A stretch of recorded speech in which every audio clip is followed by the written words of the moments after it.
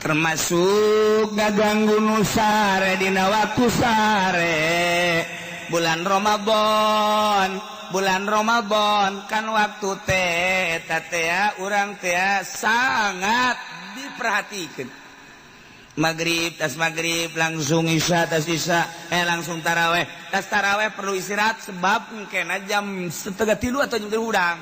Berarti perlu sare. Nah, ngaji Qur'annya na awong-awongan saat batur istirahat haram lain ngajar. Lain menang ngajar haram. Lantaran ngaganggu batur. Cak datang aduh teu budak bener ge tadarus. Adupan aing waduh.